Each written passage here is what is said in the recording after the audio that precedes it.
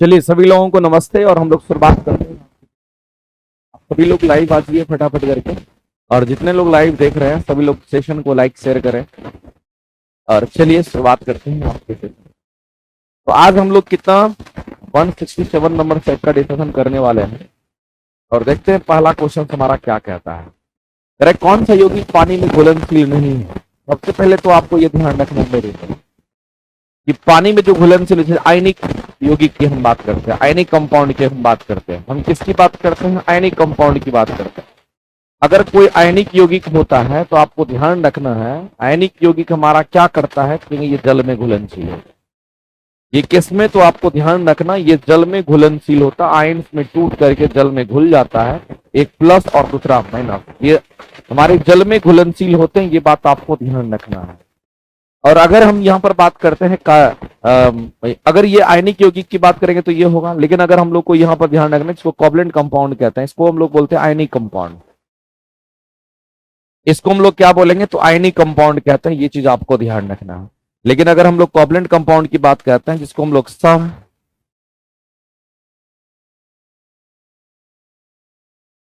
संयोजक यौगिक की अगर हम बात करते हैं तो ये हमारा क्या है? इसको हम लोग कहते हैं ये हमारा सिंपली कोवलेंट कंपाउंड है। इसको हम लोग कोवलेंट कंपाउंड के नाम से हम लोग जानते हैं, ध्यान रखेंगे। ये हमारा जल में घुलनशील नहीं होता, जल में अघुलनशील होता है। ये जल में घुलनशील नहीं होता है, इस बात को ध्यान रखें। ये जल में घुलनशील नहीं होता है, ये जल में घुलनशील नहीं होता है। एक तो लाइन आपको ये ध्यान रखना है, एक छोटा सा पॉइंट आपको ये ध्यान रखना है, छोटा सा पॉइंट ये ध्यान रखना है। इसके अलावे भी कुछ बात आपको ध्यान रखना पड़ेगा जो कि काम का चीज है। कहां पर क्या चीज घुलनशील होगा, जल में कौन सा सोल्युबल होगा, कौन सा सोल्युबल नहीं होगा, ये सारे पॉइंट्स आपको ध्यान रखना पड़ेगा मेरे भाई। आपको ध्यान रखना है कि मोस्ट ऑफ कार्बोनेट की अगर हम बात करते हैं, जो कार्बोनेट हमारे होते हैं, मोस्ट ऑफ कार्बोनेट की अगर बात करते हैं, अगर कोई धातु के कार्बोनेट की बात कर रहा है, याद रखना मोस्ट ऑफ द कार्बोनेट हमारा पानी में घुलनशील नहीं होता है, ये जल में अघुलनशील होता है। इस बात को ध्यान रखना।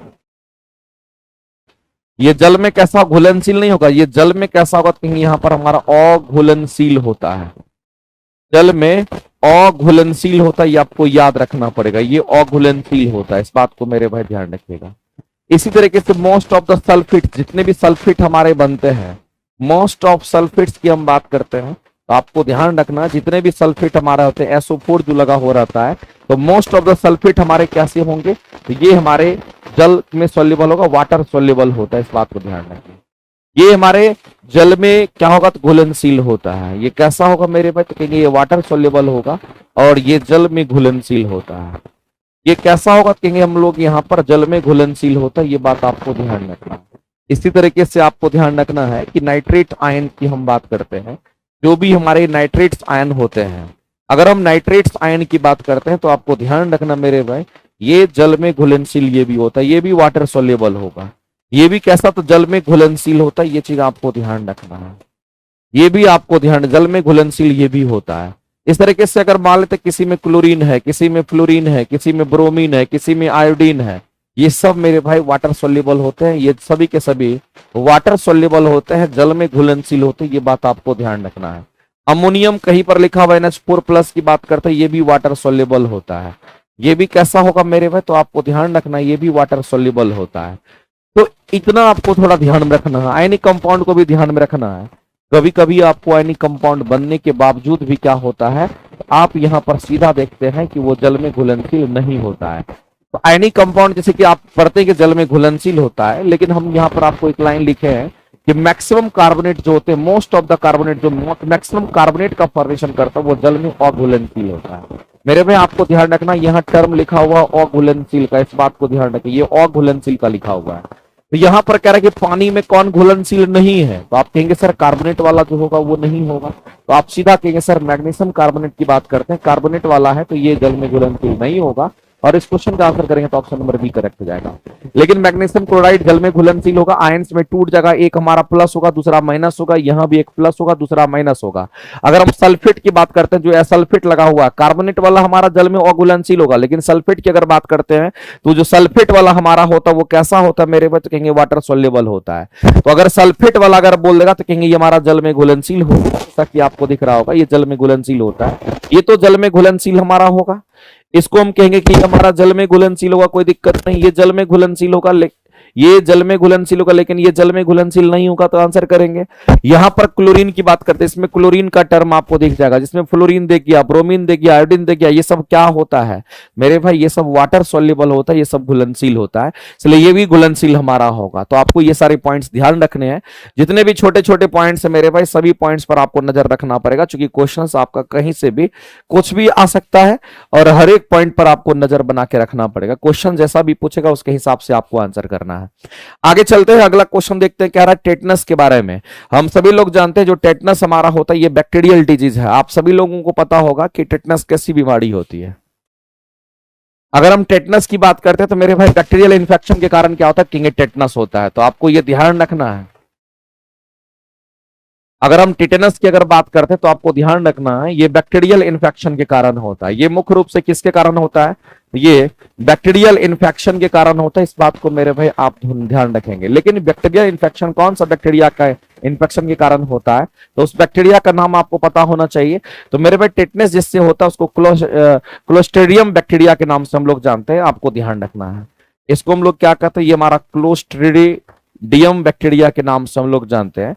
और इसका नाम जो होगा मेरे में क्लोस्ट्रीडियम हमारा क्या होता है बैक्टीरिया हम लोग कहते हैं, ये बात आपको ध्यान रखना है। इसी बैक्टीरिया से होता है और ये बैक्टीरिया क्या करता है, टेटनस का कारण बन जाता है। अब यहां पर बात आता है अगर किसी को टेटनस अगर हो जाता है तो ऐसी परिस्थिति में मेरे भाई आपको ध्यान रखना है नर्वस सिस्टम डैमेज होता है। इससे क्या डैमेज होगा, क्या इफेक्ट होगा, तो आपको ध्यान रखना है इससे जो डैमेज होता है, जो इफेक्ट होता है वो नर्वस सिस्टम होता है। इस बात को ध्यान रखेंगे। ये इससे हमारा जो नर्वस सिस्टम होता है वो नर्वस सिस्टम इफेक्ट होता है। इस बात को मेरे भाई आप ध्यान रखेंगे अगर किसी को टिटनस हो जाता है तो। दूसरी बात है इस टिटनस के कारण क्या होता है, तो इस टिटनस के कारण आपको ध्यान रखना है हमारा जो लोअर जॉ, हम लोग जानते हैं जब कुछ भी हम लोग बोलते हैं अपर जॉ नहीं हिलता है, वो फिक्स होता है, लोअर जॉ में मूवमेंट होता है। तो यहां पर लोअर जॉ लॉक हो जाता है। तो मेरे भाई आपको ध्यान रखना है यहां पर हम कहेंगे जो लोअर जॉ हमारा मूवमेंट कर रहा है वो लोअर जॉ हमारा क्या होता है, लोअर जॉ में लॉक लग जाता है। आपका लोअर जॉ जो है ये ना तो आग ऊपर नीचे कोई मूव नहीं करेगा, इसमें लॉक हो जाता है। इस बात को ध्यान रखेंगे। तो लोअर जॉ यहां पर क्या होता है, लॉक हो जाता है। और जब लोअर जॉ लॉक हो जाता है तो मेरे भाई हम कहते हैं कि हम लोग बोल नहीं पाएंगे इस तरीके से। इसीलिए अगर टिटनस की अगर हम बात करते हैं तो आपको ध्यान रखना जो टिटनस नामक हमारा रोग होता है, इस रोग को किस रोग के रूप में भी जाना जाता है, तो आप इसीलिए इसको क्या कहते हैं, तो मेरे भाई लॉक जॉ के नाम से आप जानते हैं। यानी कि जो जॉ होता है, जो निचला जॉ होता है वो लॉक हो जाता है पूरी तरीके से। और फिर मेरे भाई आपकी आवाज फिर आप नहीं बोल पाएंगे, क्योंकि इस तरीके से आप इस क्वेश्चन का आंसर को कर सकते हैं। ध्यान रखेंगे क्वेश्चन आपका इस तरीके से पूछता है और ये आपको ध्यान रखना। आगे चलते हैं। अगला कहता है कि नाभिक में बंधन ऊर्जा का आकलन क्या है मेरे भाई। अगर हम कहेंगे नाभिक की बोला गया और नाभिक में बंधन ऊर्जा का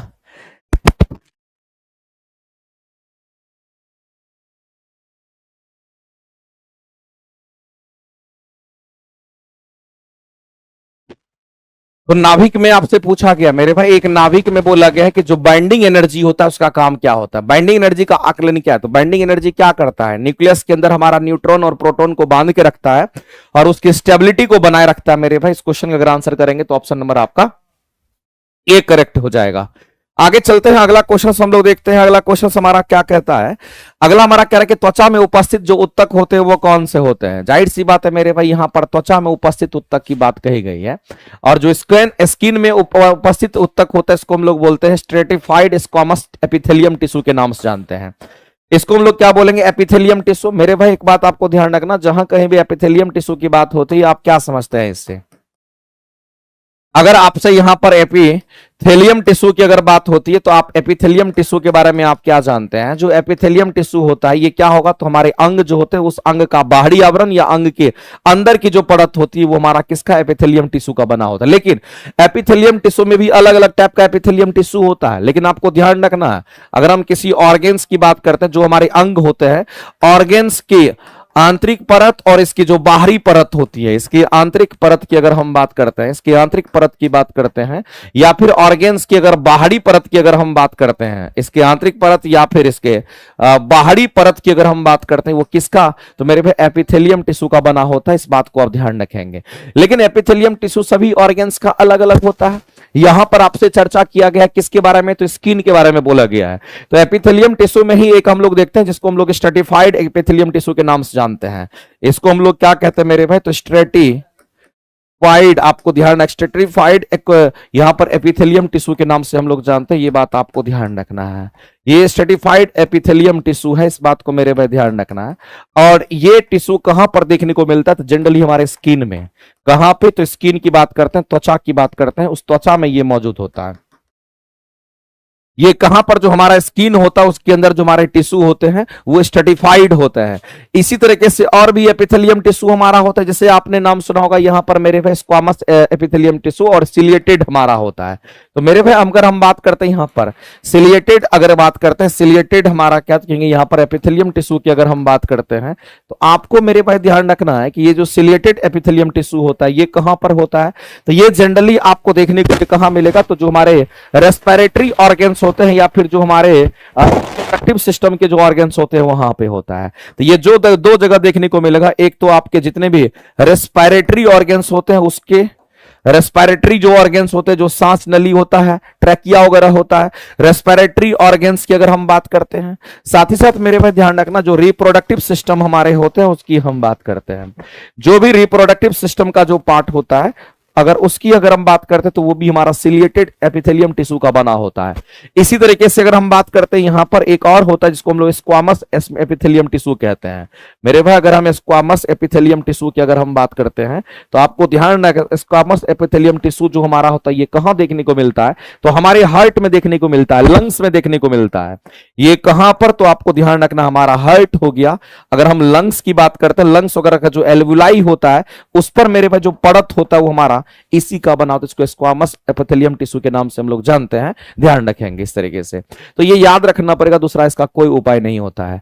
चलिए इस क्वेश्चन का अगर आंसर करेंगे तो ऑप्शन नंबर ए करेक्ट हो जाएगा। अगला देखते हैं, न्यूटन के अनुसार प्रकाश का वेग क्या होना चाहिए। मेरे भाई न्यूटन के अनुसार प्रकाश का वेग एक फार्मूला आप जानते होंगे, अपवर्तनांक का फार्मूला होता है। ऊपर में प्रकाश की चाल, ऊपर में c होता है, नीचे में v होता है। हम लोग पढ़ते हैं निर्वात में प्रकाश की चाल, मेरे भाई आप पढ़ते होंगे अपवर्तनांक का फार्मूला होता है क्या, तो निर्वात में प्रकाश की चाल आप पढ़ते होंगे जो कि हमारा फिक्स होता है। निर्वात में प्रकाश की चाल ऊपर में हो गया, और नीचे में क्या है, तो माध्यम में प्रकाश की चाल होता है। नीचे क्या है, कहेंगे माध्यम में प्रकाश की चाल, इस बात को आप ध्यान रखेंगे। निर्वात में प्रकाश की चाल और माध्यम में प्रकाश की चाल का जो रेशियो होता है उसको अपवर्तनांक कहते हैं। तो ये हमारा फॉर्मूला होता है। ऐसी परिस्थिति में हम इसको यूज करते हैं, और कई बार तो फॉर्मूला भी एग्जाम में पूछता है, इसलिए फॉर्मूला भी आपको याद रहना चाहिए। ये बात मेरे भाई आपको ध्यान रखना है। लेकिन यहां शॉर्ट में काम चलेंगे और हम कहेंगे m इक्वल टू हमारा c अपॉन में v है, जहां पर c क्या तो स्पीड ऑफ लाइट है हमारा, लेकिन निर्वात में होगा और ये फिक्स होता है, और कितना होता है 3 × 10⁸ मीटर पर सेकंड होगा, और ये कांस्टेंट वैल्यू होता है, इतना ही होता है। तो अगर ये कांस्टेंट हो गया तो अपवर्तनांक का रिलेशन हमारा किसके साथ कहेंगे, यहां पर किसी माध्यम में उसका वेग अगर देखेंगे तो उसके अपवर्तनांक पर निर्भर करता है, इस बात को ध्यान रखना।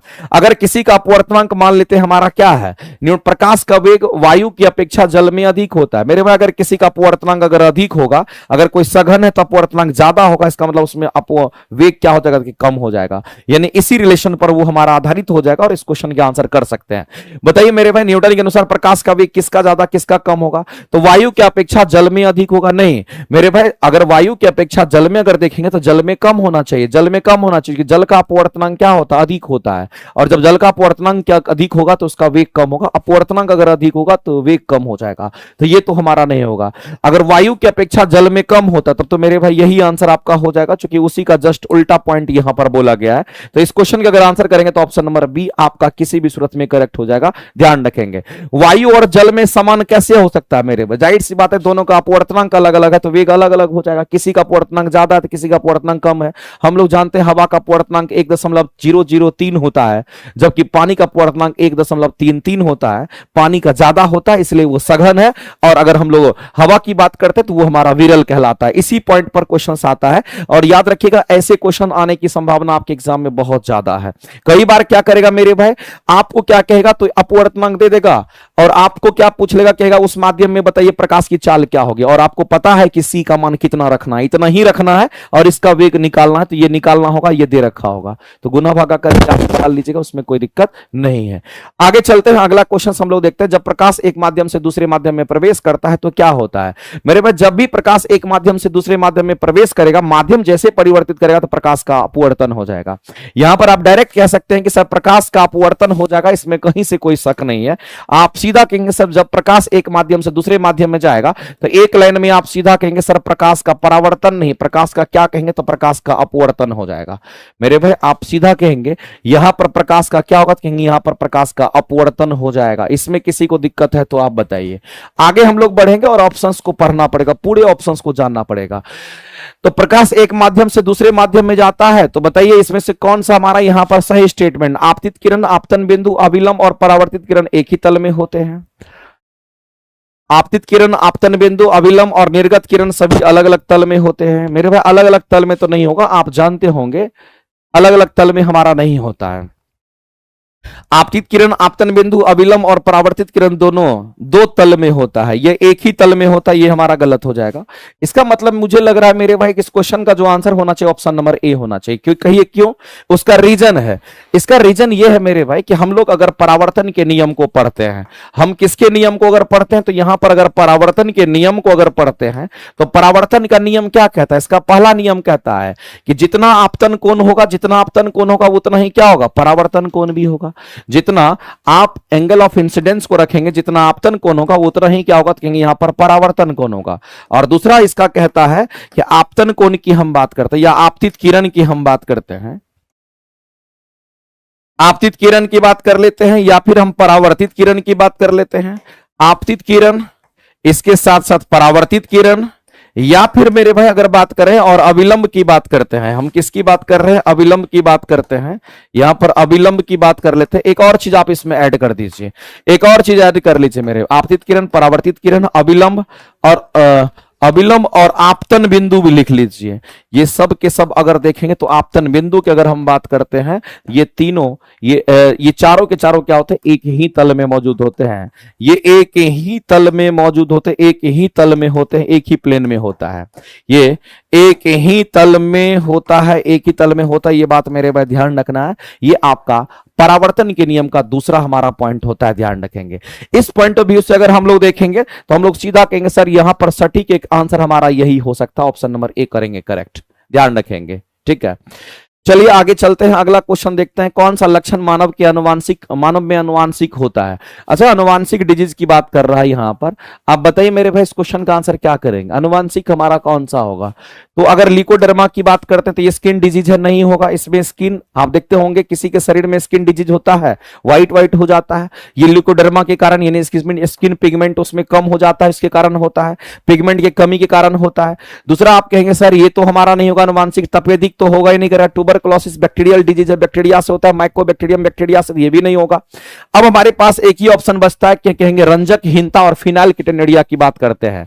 रंजकहीनता और हमारा क्या, तो कहेंगे फिनाइलकीटोनुरिया हमारा क्या है, कहेंगे ये अनुवांशिक डिजीज होता है, इस बात को आप ध्यान रखेंगे मेरे भाई। फिनाइलकीटोनुरिया जो रोग होता है आपको ध्यान रखना है, इसमें मंदबुद्धि का बालक पैदा होता है और जीन में आप कहेंगे जीन में चेंजेस के कारण ऐसा परिवर्तन आता है, क्रोमोसोम में परिवर्तन के कारण ऐसा होता है, फिनाइलकीटोनुरिया रोग हो जाता है और मंदबुद्धि का बालक होता है, तो इस बात को आप ध्यान रखेंगे। तो ये दोनों के दोनों आनुवांशिक लक्षण के कारण ही हमारा होता है। रंजकहीनता भी हमारा उसी से रिलेटेड हमारा है, ध्यान रखेंगे। रंजकहीनता भी हमारा, कलर ब्लाइंडनेस इसी को हम लोग कहते हैं, वर्णांता को रंजक कहते हैं और इसको क्या कहते हैं? पिगमेंटेशन कहते हैं। यानी कि रंजकहीनता मतलब कलर की कमी, पिगमेंट की कमी के कारण होता है। रंजकहीनता कौन सा डिजीज को कहते हैं आप लोग बताइएगा? हिंदी में तो इसका नाम रंजकहीनता है, लेकिन इंग्लिश में बताइए आप लोग क्या कहते हैं? मेरे भाई अगला क्वेश्चन कहता है कि स्वतंत्र रूप से कोई वस्तु अगर गिर रही तो आप इसको फ्री फॉल का केस मान लेते हैं। आप डायरेक्ट कहते हैं कि सर ये तो हमारा फ्री फॉल का केस हो गया, और फ्री फॉल के केस में हम सभी लोग जानते हैं कि प्रारंभिक वेग का मान 0 होगा, और इसमें जो भी त्वरण होगा वह किसके बराबर होगा, तो कहेंगे गुरुत्वीय त्वरण के बराबर होगा, और गुरुत्वीय त्वरण की वैल्यू क्या होगी, तो कहेंगे यहां पर कांस्टेंट होगी। अगर कोई भी वस्तु मान लेते हैं कि ऊपर से नीचे गिर रही है और फ्री फॉल का केस है, तो प्रारंभिक वेग को 0 मान लीजिए, और ये नीचे गिरते गिरते मान लेते ये जमीन पर अगर वस्तु पहुंचती है तो जाहिर सी बात है सीधा गति करेगा, नीचे आएगा, नीचे गिरेगा, और अगर ये नीचे की ओर गति करेगा तो जाहिर सी बात इसमें एक फॉर्मूला यूज कर सकते हैं, यहां से यहां दूरी कैलकुलेट करने के लिए s बराबर क्या लगा सकते हैं, तो यूटी प्लस में आप हाफ जीटी स्क्वायर का फॉर्मूला यूज कर सकते हैं। लेकिन मेरे भाई जैसे ही ये बोल दिया कि हमारा फ्री फॉल का केस है तो u का मान 0, इसलिए हम कहेंगे पूरा टर्म 0 हो जाएगा, और यहां पर बच जाएगा क्या, हाफ और जी टी स्क्वायर। और अगर फ्री फॉल का केस होगा तो मेरे भाई जी का मान कांस्टेंट हो जाएगा, और हाफ ऑलरेडी कांस्टेंट है, तो ऐसी परिस्थिति में आप कह सकते हैं कि हाफ और जी दोनों कांस्टेंट हो जाएगा, और ये कांस्टेंट यहां पर s होगा, तो जाहिर सी बात है मेरे पे कांस्टेंट टर्म अगर इक्वल टू में घुसेगा तो समानुपाती आएगा, और ये टी स्क्वायर का हो जाएगा रिलेशन में, और आप ये कह सकते हैं कि s समानुपाती टी स्क्वायर का होगा, यानी कि दूरी समानुपाती समय के वर्ग का होगा। तो मेरे भाई इस क्वेश्चन के अगर आंसर करेंगे तो ऑप्शन नंबर आपका यहां पर ऑप्शन नंबर सी जो है ये किसी भी सूरत में आपका करेक्ट आंसर हो जाएगा। इसी तरीके से क्वेश्चंस को बनाना, आगे चलते हैं, अगला क्वेश्चन देखते हैं क्या कहता है मेरे भाई। अगला क्वेश्चन हम लोग देखते हैं क्या कहता है। नेक्स्ट क्वेश्चन हमारा कहता है कि दो परमाणुओं के समस्थानिक को क्या कहा जाता है। बताइए यहां पर दो परमाणुओं के समस्थानिक को क्या कहते हैं। Two atoms are called isotopes. जैसे मान लेते हैं कि कार्बन है, कार्बन का आइसोटॉप्स आपने देखा, हाइड्रोजन का आइसोटॉप्स आपने देखा। सिंपल हम लोग देखते हैं यहां पर हाइड्रोजन का आइसोटॉप ये 1H1 हमारा होता है, फिर 1H2 होता है, फिर हमारा 1H3 होता है। इसको बोलते हैं हम लोग क्या, इसको बोलते हैं हम लोग यहां पर ध्यान रखना प्रोटियम, ड्यूटेरियम और ट्राइटियम बोलते हैं। इस बात को ध्यान रखेंगे मेरे भाई। परमाणु संख्या समान है, द्रव्यमान संख्या अलग है, तो ये समस्थानिक हो गया। ये तीनों के तीनों क्या है, तो हाइड्रोजन के आइसोटॉप्स हैं, ये बात आपको ध्यान रखना है। ये किसके आइसोटॉप्स है मेरे भाई, तो ये हाइड्रोजन के आइसोटॉप्स हैं, इस बात को ध्यान रखेंगे। ये हाइड्रोजन के क्या है, तो ये हाइड्रोजन के आइसोटॉप्स हैं, ये बात मेरे भाई आपको ध्यान। हाइड्रोजन के आइसोटॉप्स होते हैं वो तीन ही होता है, हमारा प्रोटियम, ड्यूटेरियम और ट्राइटियम होता है। परमाणु संख्या समान होगा, द्रव्यमान संख्या भिन्न होगा। तो समस्थानिक का मतलब ये होता है परमाणु संख्या समान। समस्थानिक का मतलब होता है परमाणु संख्या समान, इसका मतलब है मेरे भाई रासायनिक गुण समान होंगे। तो इसके परमाणु क्रमांक समान कहने का मतलब आप क्या समझते हैं, परमाणु क्रमांक समान कहने का मतलब उसके रासायनिक गुण समान होंगे और उसके द्रव्यमान संख्या क्या होगी, तो भिन्न होगी। इस क्वेश्चन का अगर आंसर करना होगा मेरे भाई तो ऑप्शन नंबर ए के साथ हम लोग चलेंगे, और ए इस क्वेश्चन का राइट आंसर आपका हो जाएगा। दूसरा ऑप्शन वेरीफाई करिए, आपको पता चल जाएगा। यहां न्यूट्रॉन की संख्या समान होगी तो समस्थानिक हो जाएगा, बिल्कुल गलत दे रखा है। यहां पर प्रोटॉन और न्यूट्रॉन की संख्या का योगफल समान होगा। अगर मेरे भाई प्रोटॉन और न्यूट्रॉन की संख्या का योगफल अगर समान होने की बात करता है, इसका मतलब आप समझ लीजिए कि प्रोटॉन और न्यूट्रॉन मिलकर के हमारा क्या बनाता है। तो प्रोटॉन और न्यूट्रॉन मिलकर के हमारा क्या बनाता है, तो कहेंगे यहां पर हम कहेंगे इसको एटॉमिक वेट देता है। ये क्या देता है मेरे भाई, एटॉमिक वेट, जिसको आप एटॉमिक मास कहते हैं, ये एटॉमिक मास होता है। और अगर ये एटॉमिक मास हमारा अगर कांस्टेंट अगर कह दे, समान कह दे, और यहां पर आपको प्रोटॉन की संख्या भिन्न कह दे, तो प्रोटॉन की संख्या जो होती है यही परमाणु संख्या होती है। यही क्या होगा, तो कहेंगे यहां पर परमाणु संख्या होता है, इस बात को ध्यान रखेंगे। अगर ऐसा लिखता है तो आप इसके कहेंगे कि ये हमारा आइसोटॉप्स नहीं है, ये आइसोबार का कंडीशन है, ये समस्थानिक नहीं है, समभारिक का है। तो मेरे भाई ये किसके लिए है, तो आप यहां पर सीधा कहेंगे ये समभारिक के लिए हमारा होगा, समस्थानिक के लिए नहीं होगा। तो यहां पर आपसे समभारिक नहीं पूछा है, आपसे समस्थानिक के लिए पूछा है। तो मेरे भाई ये ऑप्शन आपका छट गया, ये भी छट गया, तो आंसर करेंगे ऑप्शन नंबर ए करेक्ट हो जाएगा। आगे चलते हैं। अगला कह रहा है कि पहला मासिक धर्म यौवन पर शुरू होता है और इसे क्या कहा जाता है। मेरे भाई फीमेल के अंदर आप जानते हैं कि मेंस्ट्रुएशन साइकिल स्टार्ट होता है। अगर हम फीमेल की बात करते हैं तो उसमें मेंस्ट्रुएशन साइकिल स्टार्ट होता है, आप सभी को पता होगा। लेकिन आपको ध्यान रखना है फीमेल में मेंस्ट्रुएशन साइकिल स्टार्ट होता है, फीमेल में क्या होगा, तो कहेंगे मेंस्ट्रुएशन साइकिल स्टार्ट होता है, मेंस्ट्रुएशन साइकिल स्टार्ट होता है। लेकिन आप सभी को पता होगा मेरे भाई मेंस्ट्रुएशन साइकिल जो स्टार्ट होता है ये किस एज में होता है, तो आपको ध्यान रखना है ये मिनार्की एज में होता है। इसको हम लोग कहते हैं जब ये स्टार्ट होता है तो उस एज को कहते हैं क्या, इसी एज को कहते हैं मिनार्की एज कहा जाता है, इस बात को ध्यान रखेंगे। और ये जो मिनार्की एज होता है मेरे भाई ये कितने साल का होगा, तो 12 में प्लस माइनस आप कर लीजिए मेरे भाई हाफ ईयर्स। इस तरीके से अगर देखेंगे तो इतने सालों में क्या होता कहेंगे यहां पर मेंस्ट्रुएशन साइकिल स्टार्ट हो जाता है। और मेंस्ट्रुएशन साइकिल स्टार्ट होने का मतलब आप समझ लीजिए मेरे भाई, एस्ट्रोजन हार्मोन स्टार्ट हो गया सीक्रेट करना। इसका मतलब ये हो गया मेरे भाई कि मेंस्ट्रुएशन साइकिल स्टार्ट कहने का मतलब है कि ओवरी से क्या सीक्रेट करना शुरू हो गया, तो एस्ट्रोजन हार्मोन की अगर बात करते हैं, यहां पर एस्ट्रोजन हार्मोन का सिक्रेशन स्टार्ट हो जाना, एस्ट्रोजन हार्मोन का जो सिक्रेशन है ये स्टार्ट हो जाना, इसका मीनिंग ये होता है, इस बात को ध्यान रखना। तो ये इसको हम लोग क्या कहते हैं, मिनार्की एज कहते हैं, इस बात को ध्यान रखें। इस क्वेश्चन का अगर आंसर करेंगे तो ऑप्शन नंबर ए आपका राइट हो जाएगा। अगर ये स्टॉप कर जाएगा, सिक्रेशन स्टॉप करेगा तो उस एज को कहते हैं, ये स्टॉप करेगा तो ये स्टॉप हो जाएगा, ये स्टॉप होगा तो उसको हम लोग क्या कहते हैं, मेनोपॉज की स्थिति कहते हैं, इस बात को ध्यान रखना। तो इस स्थिति में क्या होगा मेरे भाई, जो एस्ट्रोजन हार्मोन सीक्रेट करना शुरू किया था वहां, इस स्थिति में क्या होगा, तो एस्ट्रोजन जो हार्मोन है ये एस्ट्रोजन हार्मोन का सिक्रेशन स्टॉप हो जाएगा। इसका सिक्रेशन क्या होगा, तो कहेंगे यहां पर सिक्रेट करना बंद कर देगा। और ऐसी परिस्थिति में आप सीधा कहेंगे मेरे भाई, इसको क्या कहेंगे, अगर ये स्टॉप करेगा तो मेंस्ट्रुएशन साइकिल भी स्टॉप हो जाएगा। और ऐसी परिस्थिति में आपको ध्यान रखना है, इस एज को हम लोग क्या कहते हैं, मेनोपॉज की स्थिति कहते हैं। इसी को हम लोग क्या कहते हैं, तो यहां पर मेनोपॉज की स्थिति कहते हैं, इस बात को ध्यान रखना। लेकिन ये जो मेनोपॉज की स्थिति आती है ये किस एज में आती है आपको ध्यान रखना मेरे भाई, तो ये 45 प्लस माइनस में आप यहां पर कर लीजिए, 45 प्लस माइनस में आप कर लीजिए हाफ, 2.5 ईयर्स की हम बात करते हैं, इतना ईयर्स को आप इसमें घटा बढ़ा दीजिए, उसी के आसपास एज में ऐसा होता है। आगे चलते हैं, अगला क्वेश्चन हमारा कहता है मेरे भाई, आपका जो सेशन चल रहा है साइंस का, आप देखते हो जिसका टेस्ट का डिस्कशन आप कर रहे हैं, सेशन 9वां सेशन आपका चल रहा है, जिसमें आप यहां पर टोटल 20 सेट आप देखते हैं और 40 क्वेश्चन का एक सेट होता है, जो आपको टोटल यहां पर 40 क्वेश्चन का डिटेल डिस्कशन आपका होता है और डेली आपका होता है। अगर आप लगातार इस टेस्ट को देते हैं और लगातार डिस्कशन में भाग लेते हैं तो आपको बहुत बेनिफिट होगा, क्योंकि इससे हमेशा मार्क्स इंप्रूव होता है और आपको आपका सबसे बड़ा बात है कि ओवरऑल तैयारी होते रहता है। 40 क्वेश्चन डेली चल रहा है मतलब ओवरऑल तैयारी आपका डेली होता रहेगा, इसलिए किसी भी सूरत में ये टेस्ट तो कंटिन्यू करना चाहिए, आप जहां भी रहिए फर्क नहीं पड़ता है। अगला देखा मेरे भाई, आयाम के लिए सरल लोलक का जो आवर्तकाल होगा प्रभावी लंबाई के साथ कैसा रिलेशन रखता है, तो मेरे भाई आवर्तकाल की बात कर रहा है, यहां पर आपको ध्यान रखना है कि आवर्तकाल जो है उसकी प्रभावी लंबाई का कैसे रिलेशन में है, सरल लोलक की बात कही गई है। तो आवर्तकाल का एक फॉर्मूला होता है टी इक्वल टू हमारा 2 पाई रूट अंडर में एल अपॉन में जी होता है। और हम लोग यहां पर देख पाएंगे मेरे भाई, जो कांस्टेंट है उसको काट देते हैं, तो 2 पाई कांस्टेंट है, ये भी कांस्टेंट है, तो हम लोगों को यहां रिलेशन मिल गया। और कहेंगे ये सब कांस्टेंट टर्म है, इक्वल टू में घुसेगा समानुपाती आएगा और अंडर रूट में सिर्फ एल बच जाएगा। इसका मतलब है कि जो आवर्तकाल है वो अंडर रूट में किसका, तो वर्गमूल, लंबाई के वर्गमूल का समानुपाती होगा मेरे भाई। तो आप इस क्वेश्चन का अगर आंसर करेंगे तो ऑप्शन नंबर आपका क्या हो जाएगा, तो प्रभावी लंबाई के वर्गमूल का समानुपाती हो जाएगा आवर्तकाल, और सीधा कहेंगे आंसर हमारा ए करेक्ट हो जाएगा। आगे चलते, निम्नलिखित में से कौन सा नेटवर्क हमारा ठोस होता है, मेरे भाई जो सॉलिड फॉर्म में होता है जिसको सिलिका कहते हैं, ये हमारा सिलिका हमारा हार्डेस्ट मटेरियल होता है, इस बात को ध्यान रखना। इसी को हम लोग क्या कहते हैं, इसी को हम सिलिका कहते हैं, इस बात को ध्यान रखेंगे। और ये कैसा होता है मेरे भाई, हार्डेस्ट मटेरियल होता है, इस बात को आप ध्यान रखना। ये हार्डेस्ट मटेरियल होता है और इसमें एब्जॉर्बिंग कैपेसिटी होता है, नमी को अवशोषण करने की क्षमता होती है, इसलिए इसको सॉलिड नेटवर्क के नाम से हम लोग जानते हैं। जबकि ये पानी में डालोगे तो घुल जाएगा, इसको भी पानी में मिलाओगे तो मेरे भाई उसमें घुल जाएगा। लेकिन अगर हम की बात अगर कर लेते हैं तो ये अगर हम लोग देखेंगे यहां पर तो कहेंगे ये हमारा हार्ड होता है, कठोर होता है, इस बात को ध्यान रखना, इसलिए इसका सॉलिड नेटवर्क इसको बोला जाता है। आगे मेरे में न्यूटन गति के तीसरे नियम की बात करते हैं। न्यूटन गति के तीसरे नियम पर आधारित हमारा कौन सा है यहां पर, तो हम लोग कहेंगे रॉकेट वगैरह जो लॉन्च होता है इसमें एक्शन रिएक्शन का कंसेप्ट होता है, एक्शन करेगा तो रिएक्शन अगर मारेगा तो ये ऊपर उठता है। वेंचुरीमीटर क्या करता है, कोई भी द्रव के प्रवाह की दर को मापता है। वेंचुरीमीटर से क्या करते हैं, तो मेरे भाई द्रव के प्रवाह की दर को मापा जाता है, द्रव के प्रवाह की जो दर होते हैं, द्रव के प्रवाह की जो दर होती है उसको मापी जाती है, द्रव के प्रवाह की दर को मापते हैं किससे, तो वेंचुरीमीटर से मापते हैं। और याद रखना मेरे भाई ये स्पेस रॉकेट हमारा न्यूटन थर्ड लॉ पे आधारित होता है, ध्यान रखेंगे इस तरीके से।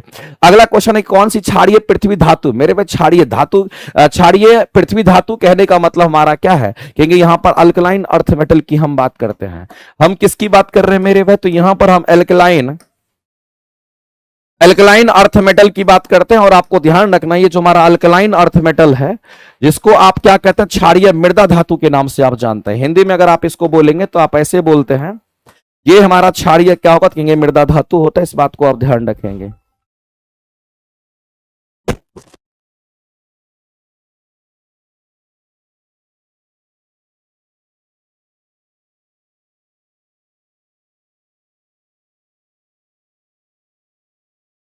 अब यहाँ पर क्षारीय मृदा धातु की बात करते हैं मेरे भाई। क्षारीय मृदा धातु इसका नाम इसलिए रखा गया कि ये धातु जो होता है हमारा अर्थ क्रस्ट पर ज्यादा मात्रा में मिलता है, अर्थ क्रस्ट पर ज्यादा मात्रा में मिलता है। और आप देखेंगे पीरियोडिक टेबल में ये हमारा क्या है, तो पीरियोडिक टेबल की अगर बात करते हैं तो पीरियोडिक टेबल का जो सेकंड ग्रुप हमारा होता है, पीरियोडिक टेबल का जो सेकंड ग्रुप हमारा होता है, उन पूरे को हम लोग क्या कहते हैं, तो क्षारीय मृदा धातु कहते हैं। जिसमें आप देखेंगे क्या आता है, कहेंगे यहां पर बेमक्का सरबड़ा, बेमक्का सरबड़ा, बेमक्का सरबड़ा। और अगर हम कहते हैं इसको क्षारीय मृदा धातु कहा गया, इसका मतलब है ये मिट्टी में अर्थ क्रस्ट पर ज्यादा मात्रा में देखने को मिलता है। अब यहां पर मेरे भाई अगर आपसे बोला गया तो इसी क्षारीय मृदा धातु की बात कही गई है, जिसमें आपको मैग्नीशियम, मैग्नीशियम को क्या बोलते हैं, तो हम लोग Mg कहते हैं। स्ट्रोंशियम को हम लोग Sr से दिखाते हैं, तो स्ट्रोंशियम हमारा हो गया, मैग्नीशियम हमारा हो गया।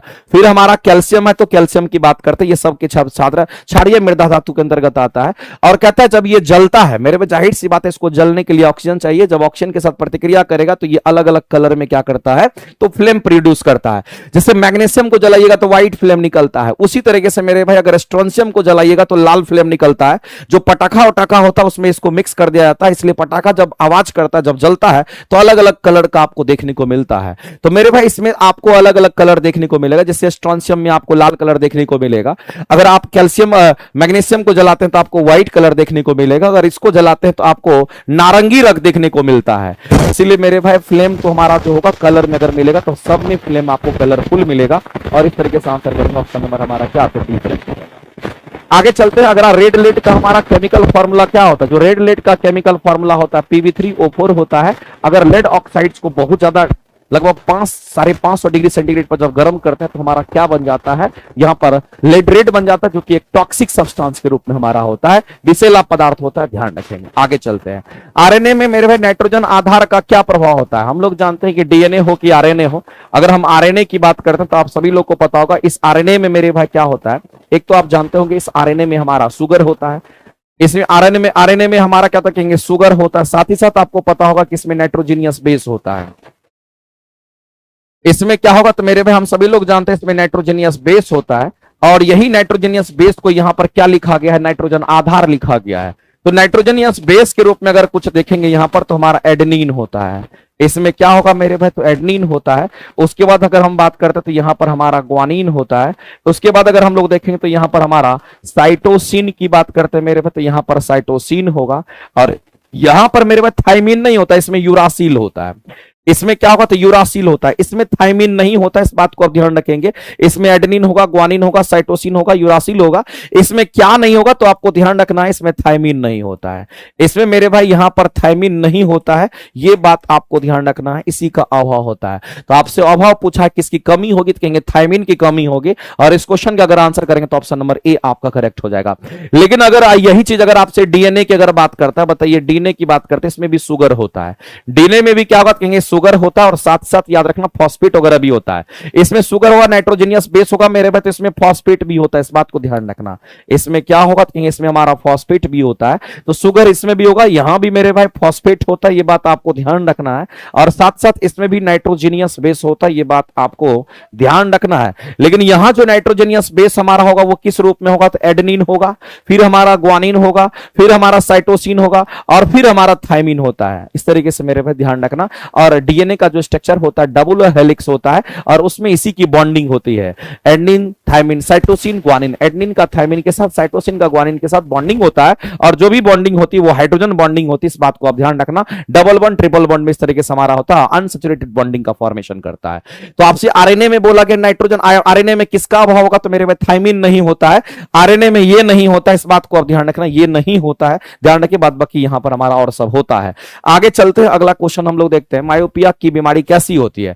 अगर अच्छा ये व्यक्ति कह रहा है कि क्या नहीं देख पाता है मेरे भाई, अगर किसी को मायोपिया है, निकट दृष्टि दोष है, नजदीक दिखेगा दूर नहीं दिखेगा, दूर की वस्तु नहीं देख पाता है, इसका मतलब सीधा सा बात है कि वो दूर की वस्तु नहीं देख पाएगा। और जब दूर की वस्तु नहीं देख पाएगा तो उसका उपचार कराने के लिए आप डॉक्टर के पास जाते हैं, तो डॉक्टर क्या करता है, ऐसा चश्मा में लेंस लगाएगा जो दूर भगाता है प्रकाश को। और प्रकाश को दूर भगाने वाला कौन सा लेंस होगा, अवतल लेंस होता है। और अवतल लेंस लगा करके इसको ठीक किया जाता है। आगे चलते हैं, परागकोश में क्या होते हैं, कहेंगे परागकोश में परागकण पाए जाते हैं। एक लाइन में कहानी खत्म। आगे चलते हैं, अगला क्वेश्चन मेरे भाई यहां पर ब्लड ग्रुप के बारे में बोला गया है। तो हम सभी लोग जानते हैं, ये चार्ट आप जानते होंगे कि हमारा क्या, तो कहेंगे हम लोग यहां पर इसको अगर देखते हैं तो हम लोग सीधा कहेंगे हमारा यहां पर ब्लड ग्रुप। उसके बाद अगर आप देखेंगे तो यहां पर हमारे बॉडी में जो एंटीजन और एंटीजन के विरुद्ध जो हमारे बॉडी में एंटीबॉडी का निर्माण होता है, हम उसकी बात अगर करते हैं तो मेरे भाई आपको ध्यान रखना, जो ब्लड ग्रुप हमारा होता है या तो ए होगा, नहीं तो बी होगा, नहीं तो ए बी होगा, या नहीं तो ओ हमारा होगा। अगर किसी का ब्लड ग्रुप ए है तो एंटीजन इसमें क्या होगा, तो मेरे भाई एंटीजन भी ए होगा। लेकिन एंटीबॉडी के रूप में क्या होगा, तो आपको ध्यान रखना जो एंटीबॉडी होगा हमारा क्या होता है, स्मॉल बी होगा।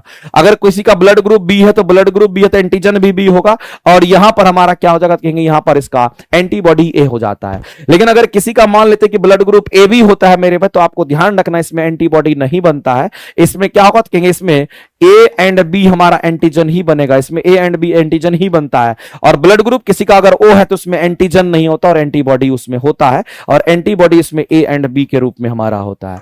तो कुल मिलाकर के ये चार्ट है मेरे भाई, ये चार्ट आपको तो ऐसे भी आना चाहिए, आप लगातार तैयारी कर रहे हैं तो आपको हर एक चार्ट, ये कम से कम ये वाला चार्ट तो आप याद रखिएगा, एग्जाम में कभी बार कभी भी पूछ लेता है कि किसमें एंटीजन होगा, किसमें एंटीबॉडी होगा। तो आप यहां पर देख पा रहे होंगे क्या कि अगर हम लोग इसको देखते हैं तो ये पता चल पा रहा है इस तरीके से।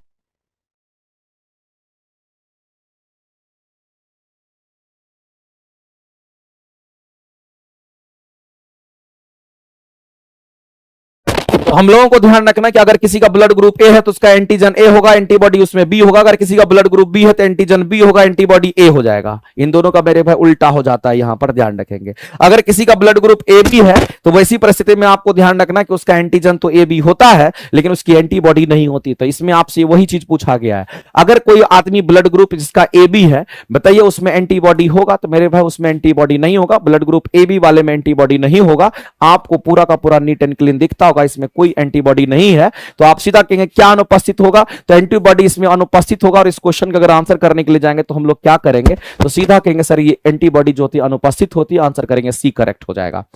आगे चलते हैं, अगला क्वेश्चन देखते हैं क्या कहता है कि रासायनिक अपरिवर्तित रखते हुए परमाणु के नाभिक में जोड़े जाने वाले कण को हम लोग क्या कहेंगे। मेरे भाई एक बात ध्यान रखना, अगर रासायनिक गुण की अगर हम बात करते हैं, किस गुण की बात करते हैं, अगर हम यहां पर रासायनिक गुण की अगर हम बात करते हैं तो आपको ध्यान रखना रासायनिक गुण किस चीज को दिखाता है, कहेंगे परमाणु संख्या को बताता है। और रासायनिक गुण जो हमारा होता है ये किसके आधार पर होगा मेरे भाई, तो प्रोटॉनों की संख्या के आधार पर इसको हम लोग देखते हैं। और ध्यान रखना मेरे भाई कि अगर हम यहां पर बात करते हैं रासायनिक गुण की, अगर बात करते हैं रासायनिक गुण को अपरिवर्तित रखना है, इसका मतलब इसके परमाणु संख्या को नहीं बदलना है। किसको नहीं बदलना है मेरे भाई, तो परमाणु की। अगर इसको मेरे भाई यहां पर अपरिवर्तित मतलब अगर इसको कांस्टेंट बनाए रखना, तो परमाणु की जो संख्या होगी उसको आप कांस्टेंट बनाए रखते हैं। और अगर इसको कांस्टेंट बनाते हैं, इसका मतलब है मेरे भाई प्रोटॉन की संख्या को आप क्या करते हैं, तो कांस्टेंट बनाए रखते हैं। यहां पर प्रोटॉन की जो संख्या है इसको भी आप क्या कर रहे हैं, तो कांस्टेंट बनाए रखते हैं। क्योंकि हम लोगों को पता है कि रासायनिक गुण समान तो परमाणु संख्या समान, परमाणु संख्या तो प्रोटॉन की संख्या समान होती है। ध्यान रखेंगे ये एक समान तो ये एक समान, ये एक समान हमारा हो जाएगा। अब कहता है मेरे भाई कि रासायनिक गुण को अपरिवर्तित रखते हुए, यानी उसमें कोई छेड़छाड़ नहीं करना। छेड़छाड़ किसमें करना है, तो परमाणु के नाभिक में जोड़े जाने वाले कण में। तो मेरे भाई अगर हम परमाणु अगर मान लेते हैं इसमें कोई छेड़छाड़ नहीं करते हैं, तो सीधी सी बात है, मान लेते कोई एग्जांपल आप देखिए यहां पर, अगर कोई एलिमेंट एक्स है उसकी परमाणु संख्या ए है, तो इसमें छेड़छाड़ आप नहीं कर रहे हैं। आप मेरे भाई क्या कह रहा है कि यहां पर परमाणु के नाभिक में जोड़े जाने वाले जो कण होंगे, तो आप इसको तो फिक्स रख देते हैं, प्रोटॉन की संख्या फिक्स रख देते हैं। और अगर हम न्यूक्लियस की बात करते हैं, न्यूक्लियस में हमारा न्यूट्रॉन होता है और प्रोटॉन होता है, तो जाहिर सी बात है मेरे भाई अगर इस न्यूक्लियस के अंदर उतना नहीं सोचना। न्यूक्लियस के अंदर अगर हम लोग देखेंगे तो हम लोग सीधा कहेंगे ये प्रोटॉन तो हमारा फिक्स हो गया, इसका मतलब इसमें हम क्या जोड़ते हैं, न्यूट्रॉन को ही जोड़ते हैं। तो ऐसी परिस्थिति में इस क्वेश्चन का अगर आंसर करेंगे तो ऑप्शन मेरे भाई यहां पर ए को छोड़ करके दूसरा कुछ नहीं होगा। बहुत ज्यादा टफ क्वेश्चन नहीं था, इजी क्वेश्चन था, इसमें कोई दिक्कत नहीं, आप ऐसे भी कर सकते थे, चलेगा। आगे चलते हैं मेरे भाई, अगला जो क्वेश्चन है उसको देखते हैं। लसिका के बारे में बोला गया है और हम सभी लोग जानते हैं जो लसिका है इसी को लिम्फ हम लोग कहते हैं। लसिका हमारा क्या तो कहेंगे, इसी को हम लोग लिम्फ कहते हैं, हम सभी लोग जानते हैं ये बात। और ध्यान रखना मेरे भाई ये लसिका जो हमारा होता है ये द्रव पदार्थ होता है। लसिका क्या है, तो एक द्रव पदार्थ है, इस बात को आप ध्यान रखना। और दूसरी बात आपको ध्यान रखना, जो लसिका हमारा होता है इसको कनेक्टिव टिश्यू के नाम से हम लोग जानते हैं। इसको हम लोग क्या कहते थे, इसको हम लोग यहां पर कनेक्टिव टिश्यू कहते हैं, यानी एक प्रकार का ये क्या है तो कहेंगे यहां पर संयोजी ऊतक है। इस बात को मेरे भाई आप ध्यान रखें, ये संयोजी ऊतक होता है। तो लिम्फ की अगर हम बात करते हैं, इस लिम्फ में क्या होता है मेरे भाई, तो आपको ध्यान रखना इसमें आरबीसी का अभाव होता है। इसमें किसका अभाव होता है, कहेंगे आरबीसी तथा प्लेटलेट्स दोनों का अभाव होता है। आरबीसी तथा प्लेटलेट्स की अगर हम बात करते हैं तो आरबीसी तथा प्लेटलेट्स का इसमें अभाव होता है। आरबीसी तथा प्लेटलेट्स का इसमें क्या होगा, कहीं यहां पर अभाव होता है। इस बात को मेरे भाई आपको ध्यान रखना है। इसमें क्या मौजूद होता है, कहेंगे इसमें हमारा डब्ल्यूबीसी मौजूद होता है। इसमें डब्ल्यूबीसी ज्यादा मात्रा में मौजूद होता है। इस बात को ध्यान रखें, डब्ल्यूबीसी की संख्या इसमें ज्यादा होता है, जिसको हम लिम्फ कहते हैं। और कनेक्टिव टिश्यू हम उसी को कहते हैं जो एक अंग को दूसरे अंग से जोड़ने का काम करता है, ध्यान रखेंगे। तो आपसे पूछा गया कि अगर यहां पर रक्त की बात करते हैं, लसिका की बात करते हैं, ये भी कनेक्टिव टिश्यू, ये भी कनेक्टिव टिश्यू। मेरे भाई हम सभी लोग जानते हैं जो संयोजी ऊतक हमारा होता है वो कौन कौन होता है, तो एक लाइन में आप जानते होंगे। अगर संयोजी ऊतक की बात करते हैं तो संयोजी ऊतक में हमारा ब्लड भी होता है, हमारा ब्लड भी होता है। इसी में हमारा हड्डी आता है जिसको हम लोग बोन कहते हैं। इसी में हम किसकी बात करते हैं, तो लिम्फ की बात करते हैं। और इसी में अगर देखेंगे तो कार्टिलेज भी हमारा होता है, ये बात आपको मेरे वह ध्यान रखना है। और इसी में हम लोग अगर देखेंगे तो यहां पर एडिपोज टिश्यू भी हमारा होता है, इस बात को मेरे भाई आप ध्यान रखेंगे। तो यहां पर किसकी बात कही, इधर ब्लड और लिम्फ की बात कही जाती है। तो इन दोनों में क्या अलग है ये पूछा गया है। तो लसिका की बात कर रहा है और रक्त की बात कर रहे हैं, इन दोनों में क्या भिन्न होगा, तो हम लोग सीधा कहेंगे सर अगर ब्लड की बात करते हैं तो ब्लड में हमारा डब्ल्यूबीसी भी होगा, आरबीसी भी होगा, इसमें आरबीसी भी होगा, डब्ल्यूबीसी भी होगा और साथ ही साथ इसमें प्लेटलेट्स भी होगा, ये सब इसमें होता है। लेकिन अगर लिम्फ की बात करते हैं मेरे भाई, लिम्फ में हमारा आरबीसी नहीं होता है, ये बात आपको ध्यान रखना है। और इसमें प्लेटलेट्स भी हमारा नहीं होता, इस बात को ध्यान रखना है। इसमें अगर होता है तो वो डब्ल्यूबीसी होता है, इस बात को ध्यान रखेंगे। इसमें डब्ल्यूबीसी ही हमारा होता है। तो लसिका रक्त से भिन्न होता है, डैश पाए जाने के कारण, क्या पाए जाने के कारण हमारा होता है, तो मेरे भाई केवल और केवल उसमें डब्ल्यूबीसी पाया जाता है, इसीलिए वो ब्लड से भिन्न होता है, इस बात को ध्यान रखना। केवल डब्ल्यूबीसी अलग हो जाने के कारण ऐसा होता है, ये बात आपको ध्यान रखना। और डब्ल्यूबीसी की जो संख्या होती है वो ज्यादा होती है, इस बात को भी ध्यान रखना। छोटा पॉइंट है लेकिन आपको ध्यान रखना चाहिए, क्योंकि कई बार क्वेश्चन उठा करके यहीं से पूछ देता है। मेरे भाई टाइफाइड की अगर हम बात करते हैं तो टाइफाइड बैक्टीरियल डिजीज है, और जिस बैक्टीरिया से होता है उसको साल्मोनेला टाइफी कहते हैं। और आप सभी लोगों को ये बात पता होगा। आगे चलते हैं। मानव हृदय हमारा होता है मेरे भाई, ये मायोजेनिक होता है। हमारा जो हार्ट होता है वो कैसा होता है, मायोजेनिक होता है। और हार्ट अपने आप काम करते रहता है और उसमें इन्वॉल्यूटरी एक्शंस होता है, और जाहिर सी बात है वो अनैच्छिक क्रिया उसमें होती रहती है, और आपका हार्ट हमेशा कॉन्ट्रैक्ट और एक्सपेंड करते रहता है, फैलते सिकुड़ते रहता है। उसको हम लोग कहते हैं कि इसमें मायोजेनिक हमारा होता है। ब्लड हमारा बाहर से इसके अंदर इंटर करता है, तो कहेंगे ये हमारा मायोजेनिक होता है। और न्यूरोजेनिक का मतलब होता है मेरे पास हार्ट के अंदर ही हमारा अगर किसी सिग्नल को, या फिर हार्ट के अंदर हम कह सकते हैं कि हमारा क्या होता है कि ब्लड की अगर पंपिंग होती है हार्ट के अंदर, उसको हम लोग न्यूरोजेनिक कहते हैं। ये पेशीजनक हमारा होता है, जो बाहर से अंदर की ओर हमारा क्या करता है, उसको आप ये कह सकते हैं कि उस ब्लड को फ्लो कराने का काम करता है। मानवीय आंख की वस्तु का प्रतिबिंब कहां बनता है, हमारे आंख में प्रतिबिंब अगर रेटिना पर बनता है, कहां पे बनता है, तो मेरे भाई रेटिना पर बनता है। इस बात को हम सभी लोग जानते हैं।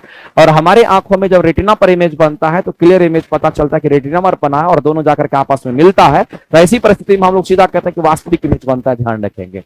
आगे चलते हैं, अगला क्वेश्चन हम लोग देखते हैं। अगला क्वेश्चन हमारा क्या कहता है कि लेंस का नियम कितनी बार बता चुके हैं मेरे, एनर्जी कंजर्वेशन पर काम करता है, बहुत डिटेल में कई बार बता चुके हैं। रासायनिक रूप से इंसुलिन की अगर हम बात करते हैं तो आप क्या कहेंगे, जैसे अगर हम बात करते हैं तो मार्केट में आपको पता होगा इंसुलिन का सुई भी मिलता है।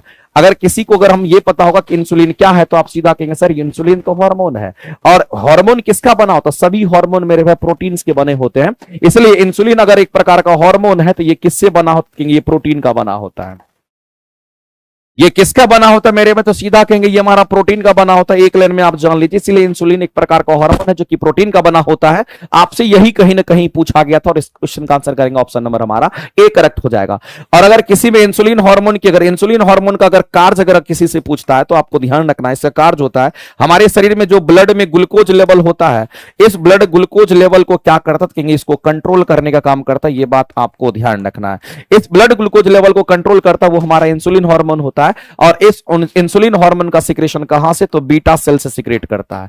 ये बीटा सेल से सिक्रेट करता है। और बीटा सेल कहां पे होता है, तो मेरे भाई हमारे पैंक्रियाज में होता है। ये बात आपको ध्यान रखना है। और पैंक्रियाज को हम लोग क्या कहते हैं, इसको हम लोग आग्नेयाशय के नाम से जानते हैं, ध्यान रखेंगे।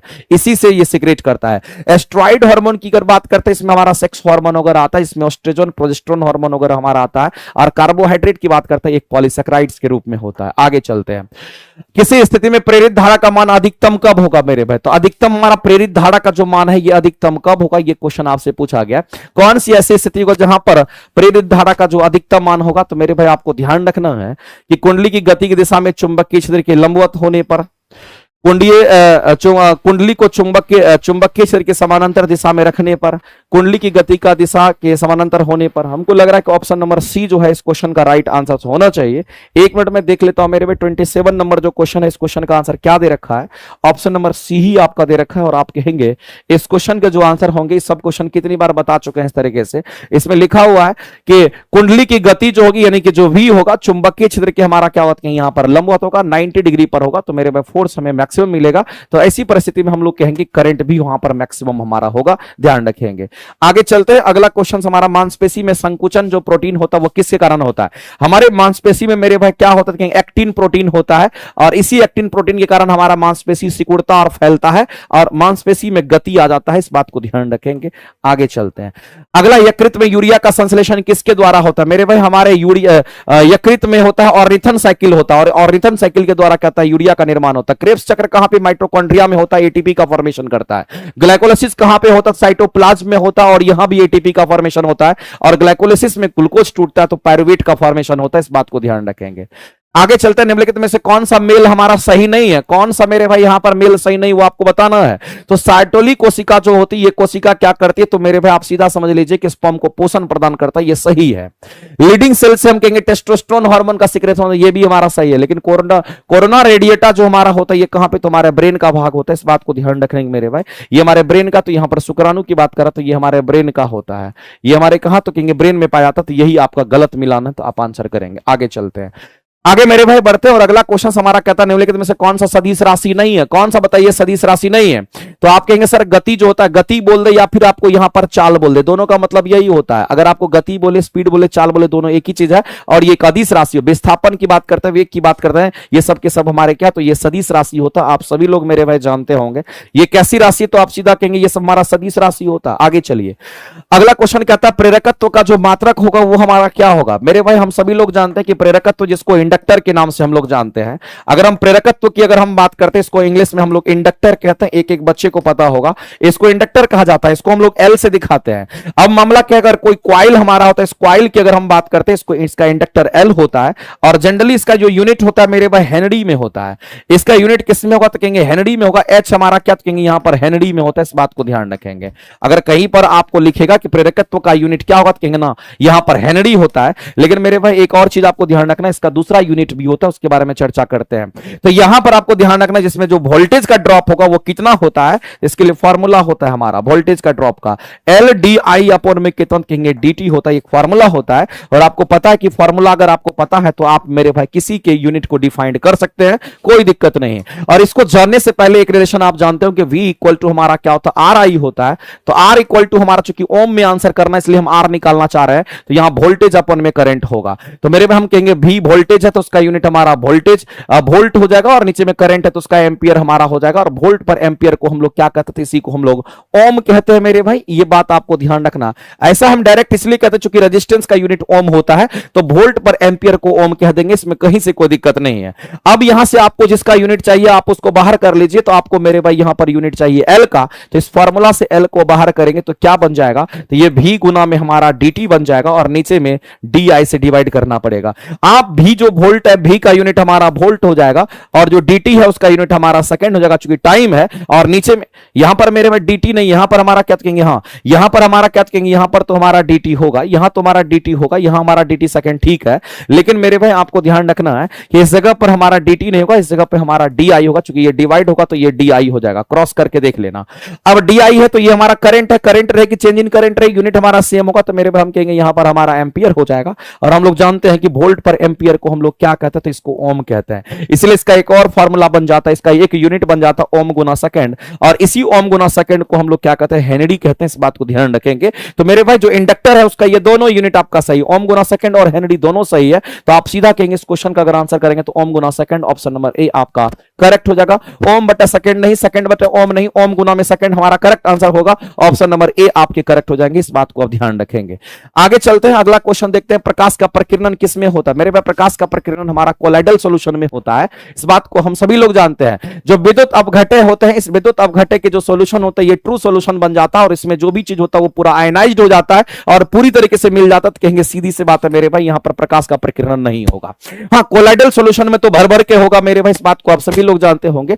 तो अगर उसमें नहीं होता, इलेक्ट्रोडायलिसिस में भी हमारा नहीं होगा, सीधी सी बात। आगे चलते हैं, कौन सा सही कथन है ये आपको बताना है मेरे भाई। सही कथन के बारे में, अर्ध आयु काल जो होता है वो ताप पर निर्भर नहीं करता है, क्योंकि अर्ध आयु काल का फॉर्मूला आप देख लीजिए ना, आपको पता चल जाएगा। हाफ लाइफ का फॉर्मूला होता है 0.693 डिवाइडेड बाय लैम्डा, एक फॉर्मूला तो ये होता है।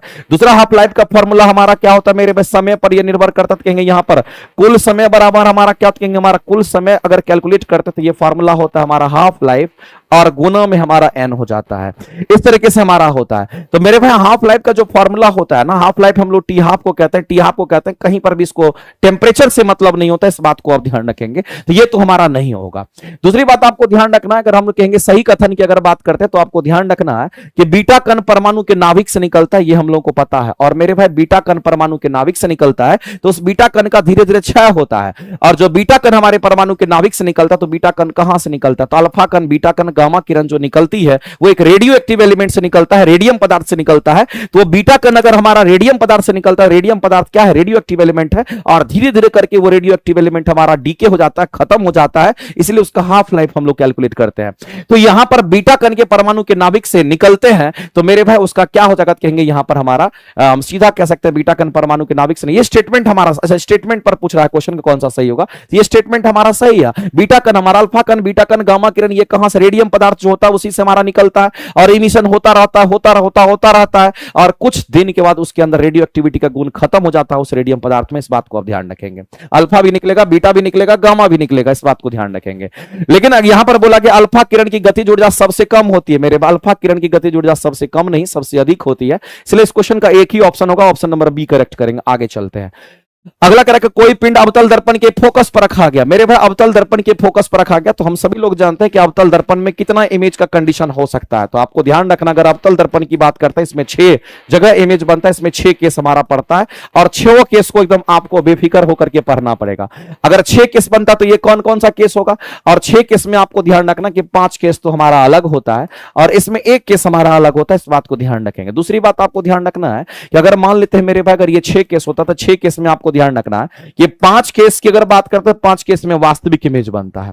ये कैसा बनेगा तो आपको ध्यान रखना ये वास्तविक बनेगा, वास्तविक होगा तो कैसा होगा तो कहेंगे उल्टा होगा। और दूसरी बात ध्यान रखना इसकी आवर्धन की वैल्यू कैसी होगी तो याद रखना मेरे भाई नेगेटिव होगी एक लाइन में, और एक ही केस इसमें और सिंगल बच जाता है। जो सिंगल केस हमारा होता है ये कैसा इमेज देता है तो ये काल्पनिक इमेज देता है, इस बात को ध्यान रखना। काल्पनिक को ही हम लोग आभासी कहते हैं और काल्पनिक होगा तो कैसा होगा तो कहेंगे सीधा होगा, अगर सीधा होगा तो मैग्निफिकेशन की वैल्यू कैसी होगी तो कहेंगे पॉजिटिव होगी। ये बात मेरे भाई ध्यान रखना। अब इसको अगर देखना चाहते हैं कि ये कैसा होता है, और एक बात और जान लीजिए अवतल दर्पण जितना नजदीक जाओगे उतना बड़ा प्रतिबिंब बनेगा, जितना दूर जाओगे उतना छोटा प्रतिबिंब बनता है। तो इसमें 6 केस अगर देखना होगा तो कैसे देखेंगे, मान लेते कि ये हमारा कैसा दर्पण है तो इसको हम लोग अवतल दर्पण मान लेते हैं। ये हमारा अवतल दर्पण है और अवतल दर्पण में पेंटिंग राइट साइड आप कर दीजिए, कोई दिक्कत नहीं है। अब इसके बीचों बीच एक लाइन को पास करा दीजिए और लाइन जो पास करेगा तो इसके बीचों बीच पास करेगा और जहां पे कट करेगा वहीं पर हमारा क्या होगा कि यहां पर हमारा पोल हो जाएगा, इसको हम लोग पोल कह देंगे। चूंकि मुड़ा हुआ इधर है इसका मतलब कहीं ना कहीं इसका सेंटर इधर होगा और सेंटर और पोल के बीच में क्या होता है मुख्य फोकस होता है और इधर इंफिनिटी हो गया। मेरे भाई इसमें टोटल कितने केस, तो 6 केस की हम बात करने वाले हैं और जब 6 केस को अगर देखेंगे तो वो कौन कौन सा केस होगा। ये एक केस हमारा यहां वस्तु को रखिए, एक बार यहां रखिए वस्तु को, एक बार यहां रखिए, एक बार यहां रखिए, एक बार यहां रखिए, तो टोटल कितने केस हो गए, यहां रखेंगे, यहां रखेंगे, यहां रखेंगे, यहां रखेंगे, यहां रखेंगे, टोटल 6 केस हो गया। इन 6 केस सॉरी इन 5 केस की अगर हम बात करते हैं तो मेरे भाई आपको ध्यान रखना इन 5 केस में वास्तविक इमेज बनता है। ये कैसा इमेज देगा तो ये जो 5 केस आपको मिला है तो ये 5 केस हमारा यही है जो वास्तविक इमेज हमें दे रहा है। लेकिन एक केस इसमें और होता है मेरे भाई जो कि काल्पनिक इमेज देता है। अगर वस्तु को आप कहां रखते हैं, यदि वस्तु को मेरे भाई आप यहां रखते हैं तो प्रतिबिंब इधर बन जाएगा और यही एक हमारा सिंगल केस होता है। यही एक केस हमारा होता है जो कि एक सिंगल केस है जो काल्पनिक इमेज देता है। तो यहां पर आपसे क्या बोला गया, कोई पिंड की बात कर रहा है, कोई वस्तु की बात कर रहा है, अवतल दर्पण के फोकस पर आपको रखना है। मेरे भाई जब आप फोकस पर रखेंगे इसका मतलब वस्तु को आप यहां रख रहे हैं और अगर आप फोकस पर रख रहे हैं इसका मतलब वो पांचों केस की श्रेणी में आ जाएगा। आप वस्तु को यहां रखने की बात कर रहे हैं, यहां पर रखने की बात कर रहे हैं, तो जाहिर सी बात अगर अनंत पर रखिएगा तो वस्तु का प्रतिबिंब फोकस पर बनेगा, और अगर वस्तु को फोकस पर रखना तो प्रतिबिंब अनंत पर बनता है। लेकिन मेरे भाई ये हमारा वास्तविक ही बनेगा, ये बात तो सच है। तो आप सीधा कहेंगे अगर अवतल दर्पण के फोकस पर अगर वस्तु को रखते हैं तो बताइए प्रतिबिंब कहां बनेगा मेरे भाई? तो फोकस पर रखेंगे तो प्रतिबिंब अनंत पर बनेगा, अगर अनंत पर वस्तु को रखें तो प्रतिबिंब फोकस पर बनेगा। तो यहां पर वस्तु को अनंत फोकस पर रखा गया तो प्रतिबिंब अनंत पर बनेगा, तो प्रतिबिंब कहां बनेगा? तो मेरे भाई कहेंगे अनंत पर बनेगा। तो ये फोकस वाला जो मामला है इसको आप ऐसे ही काट दीजिए, आप सीधा आंसर करेंगे ऑप्शन नंबर सी आपका राइट हो जाएगा। दूसरी बात है ये वास्तविक श्रेणी में हमारा आता है। और दूसरी बात आपको ध्यान रखना है कि जितना अवतल दर्पण के नजदीक आएगा उतना बड़ा प्रतिबिंब बनेगा, जितना दूर रहेगा उतना छोटा प्रतिबिंब बनेगा। और एक ही जगह ऐसा होता है जहां समान आकार का प्रतिबिंब बनता है, ये वक्रता केंद्र है। अगर इस जगह पर वस्तु को रखेंगे तो समान आकार का प्रतिबिंब देता है, ये बात आपको ध्यान रखना है। कहानी सिंपल है, आगे चलते हैं।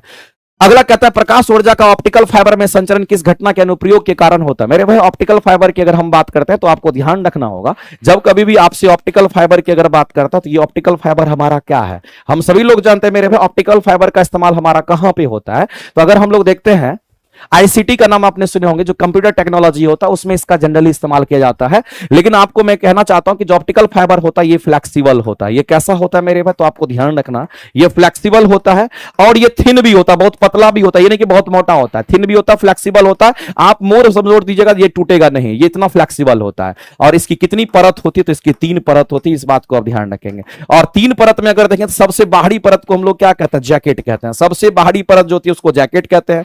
बीच वाली परत को हम लोग क्या कहते हैं? इसको क्लैडिंग कहते हैं। और सबसे अंदर की जो परत होती है उसको हम लोग कोर कहते हैं, इस बात को ध्यान रखना। 3 परत, सबसे अंदर का परत कोर हो जाएगा, सबसे बाहर की परत जैकेट हो जाएगी, ध्यान रखना। और एक चीज आपको ध्यान रखना मेरे भाई, ऑप्टिकल फाइबर अगर देखेंगे तो कुछ इस तरह का हमारा दिखता है। और इसी में आप देखेंगे ऑप्टिकल फाइबर में कि प्रकाश ऐसे इंटर हमारा करता है, ऐसे प्रकाश हमारा इंटर करता है और इसमें टकराता है, वापस ऐसे वापस ऐसे वापस ऐसे। तो इसमें प्रकाश का पूर्ण आंतरिक परावर्तन हो रहा है, प्रकाश का इसमें पूर्ण आंतरिक परावर्तन होता है, इसीलिए हमारा ऑप्टिकल फाइबर पूर्ण आंतरिक के प्रिंसिपल पे काम करता है। ये आपको ध्यान रखना, इसके बारे में काफी डिटेल में हम आपको क्लासेस में कितनी बार बताए हुए हैं। आगे चलते हैं। अगला हमारा साइक्लिक, ये आपके लिए एक अच्छा क्वेश्चन है मेरे भाई, जो बच्चे नहीं जानते होंगे उनसे नहीं बनेगा, लेकिन साइक्लिक प्रोसेस पर अगर क्वेश्चन पूछेगा तो आपको ध्यान रखना, ये बेहतरीन क्वेश्चन है, एग्जाम में आ जाएगा तो मेरे भाई आपको हजारों में से आपको अलग करके रखेगा। ये क्वेश्चन आप नोट करके लिख लेना, छाप लेना मेरे भाई। यहां पर साइक्लिक प्रोसेस की बात कर रहा है। जब कभी भी आपसे साइक्लिक प्रोसेस की बात करेगा तो आंख बंद करके कहना, इसी को हम लोग हिंदी में क्या कहते हैं? चक्रीय प्रक्रम के नाम से जानते हैं, इस बात को मेरे भाई ध्यान रखेंगे। इसी को चक्रीय प्रक्रम कहते हैं, साइक्लिक प्रोसेस को चक्रीय प्रक्रम कहा जाता है। और जब कभी भी साइक्लिक प्रोसेस की बात आती है तो एक बात याद रखना मेरे भाई, जितना आप ऊष्मा देंगे वो सभी के सभी किस्में तो कार्य में परिवर्तित हो जाता है, इस बात को ध्यान रखना। ये कंडीशन है, इसके लिए यही कंडीशन लागू होता है कि जितना आप ऊष्मा देंगे किसी भी चीज में वो पूरा का पूरा वर्क में कन्वर्ट हो जाता है। यानी कि मेरे भाई जो हीट है वो टोटल के टोटल कार्य में वर्क में कन्वर्ट हो जाता है, जो ऊष्मा देते हैं वो कार्य में परिवर्तित हो जाती है। जितना आप ऊष्मा देंगे वो टोटल के टोटल इसमें परिवर्तित हो जाती है, इसलिए आपस में ये दोनों बराबर हो जाता है। अब मेरे भाई यहां पर हम लोग क्या करते हैं? ऊष्मागतिकी का जो प्रथम नियम होता है उसका एप्लीकेशन यूज करते हैं। तो आपको ध्यान रखना है कि ऊष्मागतिकी का अगर हम प्रथम नियम को अगर यूज करते हैं, ऊष्मागतिकी का जो प्रथम नियम हमारा होता है, अगर हम इसकी बात कर लेते हैं, यहां पर हमारा ये एनर्जी कंजर्वेशन पे काम करता है। एनर्जी कंजर्वेशन कहने वाला ऊर्जा संरक्षण के सिद्धांत पे काम करता है। ये बात मेरे भाई आपको ध्यान रखना, बीपीएससी पूछा भी है।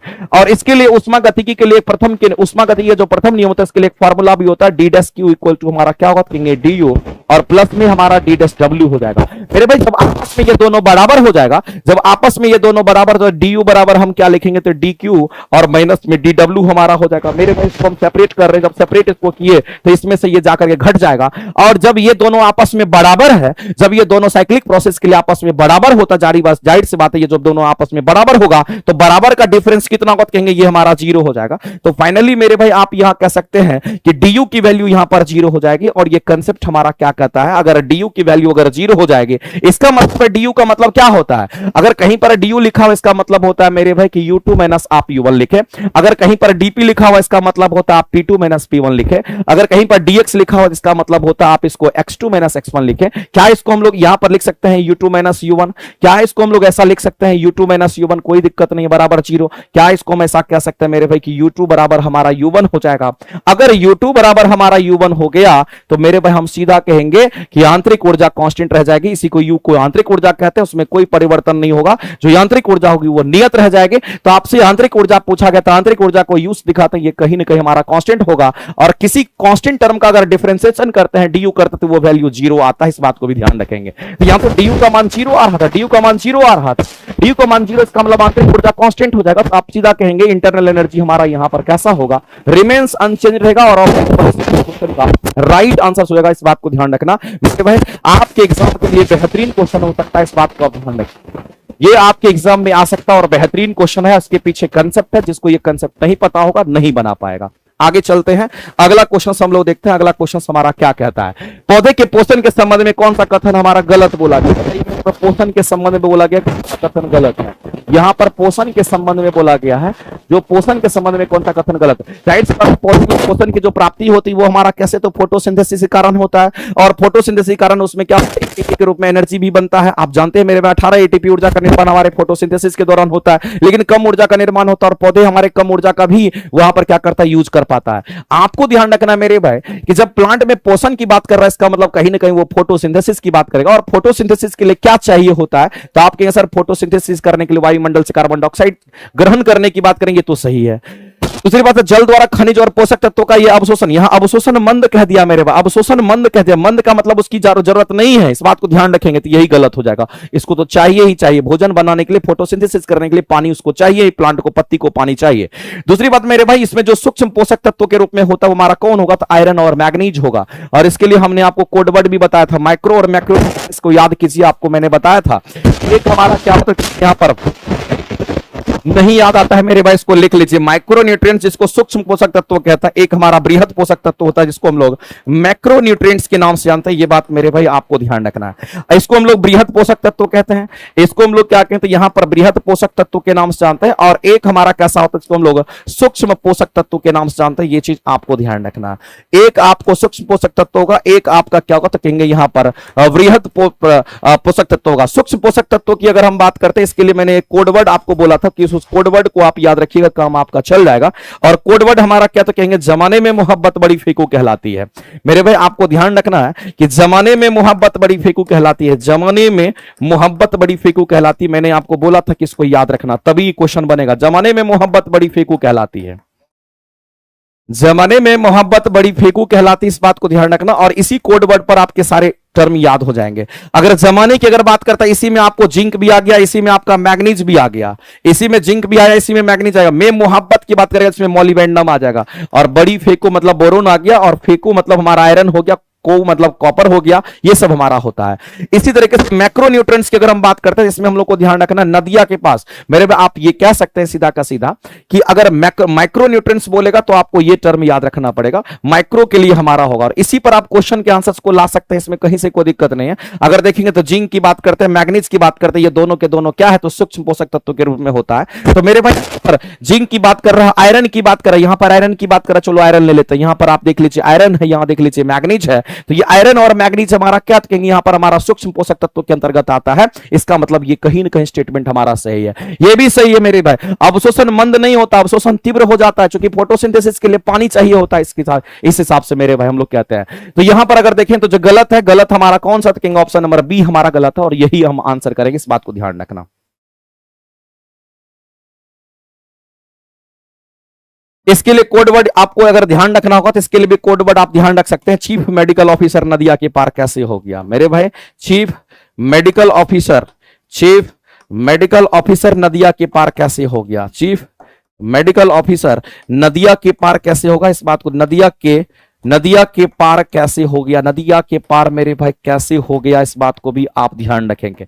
अब इसका कोडवर्ड कैसे बनाएंगे, चीफ मतलब क्या, सी हो गया हमारा क्या, कार्बन हो गया, चीफ मेडिकल, मेडिकल का मतलब मैग्नीशियम से, तो और यहां पर ऑफिसर का मतलब ऑक्सीजन, नदिया के पार यानी कि नदिया मतलब क्या हमारा, यहां पर हम कहेंगे नाइट्रोजन हो गया, नदिया के पार यानी कि पोटासियम होगा, पार मतलब फॉस्फोरस होगा, नदिया के पार कैसे मतलब हमारा कैल्शियम होगा, कैसे हो गया मेरे भाई, नदिया के पार कैसे हो गया, तो हमारा हाइड्रोजन, ये सब हमारा होता है। ये सब क्या है, वृहत पोषक तत्व के रूप में होता है और ये हमारे सूक्ष्म पोषक तत्व के रूप में होते हैं। ये याद रहेगा तो आप बना लीजिएगा, नहीं तो दिक्कत आपको हमेशा होगा। इसलिए इसको कोड वर्ड को आप लिख करके चिपका लीजिएगा, जहां भी आपको पूछता तो आप हमेशा तैयार रहिए आंसर करने के लिए।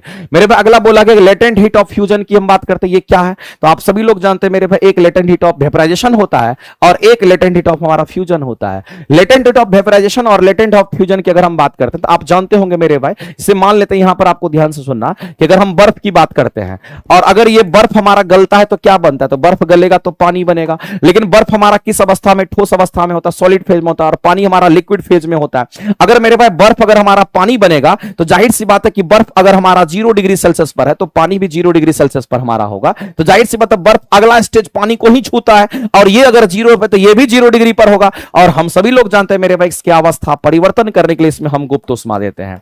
इसमें कौन सा उष्मा देते हैं? तो इसमें गुप्त उष्मा देते हैं, और इसी को हम लोग कहते हैं ये हमारा लेटेंट हीट ऑफ फ्यूजन कहलाता है। इसी को हम लोग क्या कहेंगे? तो इसी को हम लोग लेटेंट हीट ऑफ क्या कहेंगे? तो यहां पर हम लोग फ्यूजन कहते हैं, इस बात को ध्यान रखना। जो गुप्त उष्मा देते हैं उसको हम लोग लेटेंट हीट ऑफ फ्यूजन कहते हैं, इस बात को ध्यान रखना मेरे भाई। तो ये संगलन की गुप्त उष्मा होती है, इस बात को ध्यान रखना। तो जो हमारा ठोस है वो द्रव में परिवर्तित होगा, यहां द्रव गैस में, ठोस गैस में, ठोस द्रव में। तो मेरे भाई इस क्वेश्चन का आप आंसर क्या करोगे? सीधा आंसर करोगे ऑप्शन नंबर यहां पर सी करेक्ट हो जाएगा।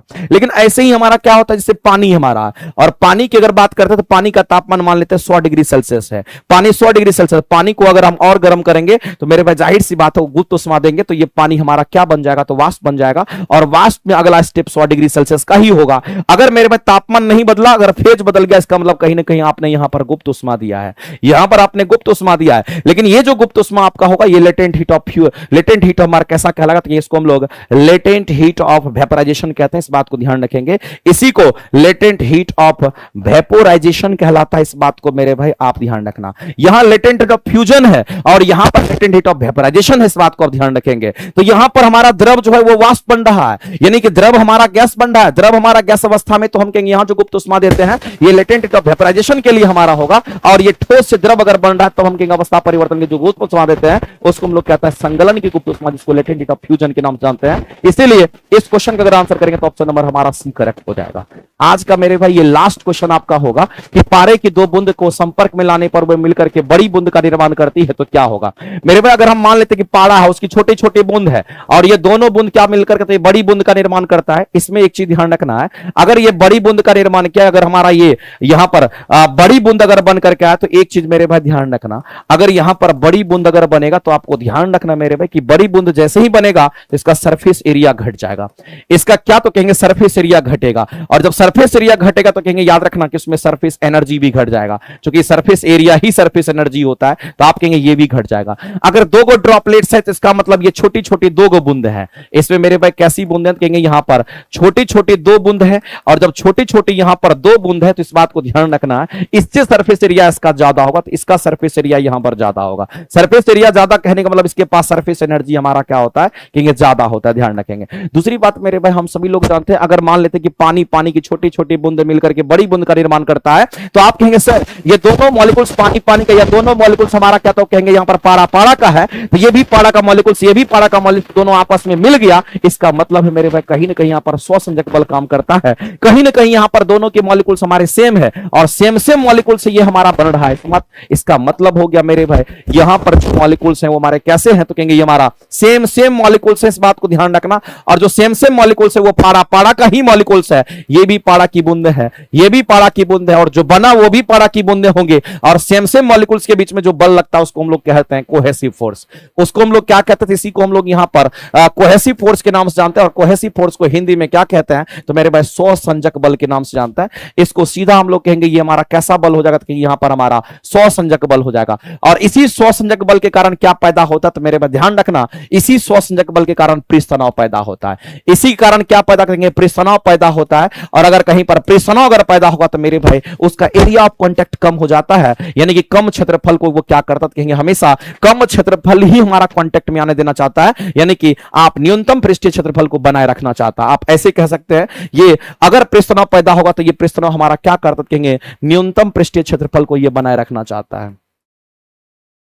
ये न्यूनतम पृष्ठीय क्षेत्रफल को क्या करेगा, तो कहेंगे यहां पर न्यूनतम पृष्ठीय क्षेत्रफल को ये क्या करेगा मेरे भाई, तो बनाए रखना चाहता है। इस बात को आप ध्यान, ये बनाए रखना चाहता है, ध्यान रखेंगे। इसीलिए इस क्वेश्चन के अगर आंसर करेंगे तो यहां पर सरफेस टेंशन के कारण ऑप्शन नंबर सी हमारा करेक्ट हो जाएगा इस क्वेश्चन का आंसर। और सीधा कहेंगे मेरे भाई इस क्वेश्चन के जो आंसर होंगे हमारा ऑप्शन नंबर सी हो जाएगा। और कभी भी सरफेस टेंशन के कारण मेरे भाई न्यूनतम पृष्ठीय क्षेत्रफल ही हमारा होता है बनाए रखना, आयतन नहीं होता है हमारा, अधिकतम पृष्ठीय क्षेत्रफल नहीं होगा। हमेशा जब सरफेस टेंशन की बात आती है तो न्यूनतम हमारा यहां पर हम कहेंगे इस बात है, न्यूनतम हमारा क्या होगा, कहेंगे पृष्ठीय क्षेत्रफल को बनाए रखने का ही काम करता है। ये बात मेरे भाई आपको ध्यान रखना है। तो आज का जो 40 क्वेश्चन का डिस्कशन है आपका यहीं पर हो जाता है एंड। लेकिन हम सभी लोगों से कहना चाहते हैं कि आप सभी लोग मेरे भाई डिस्कशन में डेली पार्टिसिपेट कीजिए। जो क्वेश्चंस आएंगे उसका डिस्कशन आपको हमेशा मिलेगा, उसके लिए निसंदेह आप तैयार रहिए। लेकिन 7 बजे आपको लाइव आना है, 8:30 बजे तक में ये डिस्कशन आपका खत्म हो जाता है।